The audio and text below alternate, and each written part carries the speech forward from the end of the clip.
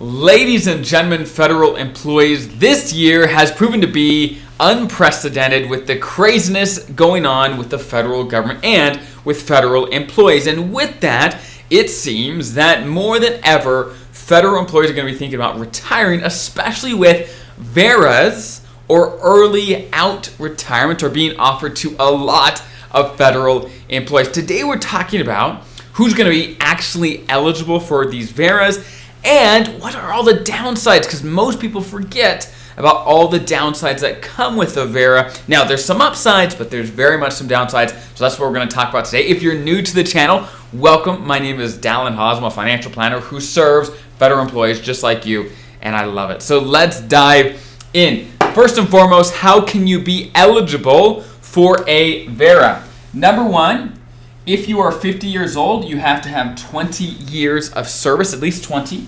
Or if you have 25 years, you can go at any age under a VERA. Now, you have to be offered a VERA. You can't just take a VERA. You have to be offered one. Now, a lot of people will be offered a VERA, but again, it has to be offered to you. You can't just initiate it on your own accord.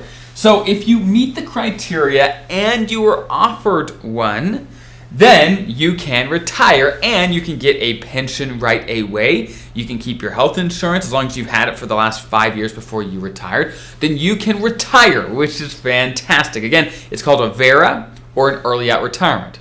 Now, what are the downsides? Let's talk about it. Number one, your pension will be smaller. Your pension is not going to be smaller because there's reductions under a VERA. It's only smaller because you have fewer years of service than you otherwise would. For example, if you retire at age 50 with a VERA, then your pension by definition will be smaller than if you had worked till, let's say, 57, because you had 7 less years than you otherwise would. So because you have fewer years of service, your pension is based on how many years of service you have, and so therefore it is going to be smaller.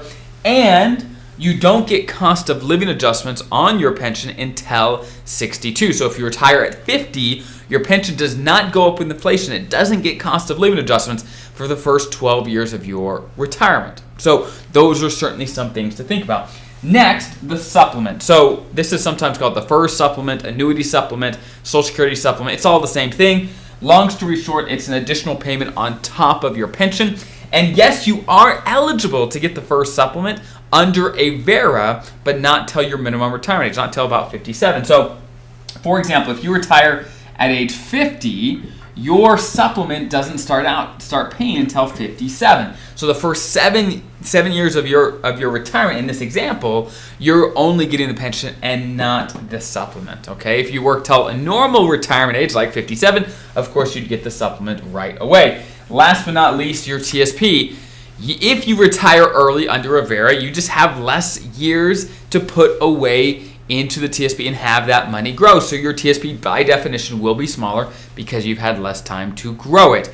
So, long story short, a VERA can be exceptional in allowing you to get out early, get a pension, keep your health insurance, which is fantastic. You just want to make sure you can afford to retire under a VERA. Do you have the money? Is your pension big enough? Do you have enough in your TSP that you can leave early and still be able to afford the retirement that you want? I've seen some people get really excited. Wow, I could retire early. That's fantastic. And they don't think about the financial ramifications of all their income in retirement just got a little bit smaller, and are they prepared for that? Now, for some people, maybe they've saved really well, or they just don't have a lot of expenses. Maybe they could retire early and perfect. They're in a great spot. You just want to make sure you understand what income you're going to have and make sure it works for your situation. So I hope that's helpful. And again, I'll be keeping you updated on all these new craziness that's coming through the federal government. I will keep making videos about all these options, and I hope that's helpful, and I'll see you guys in the next video.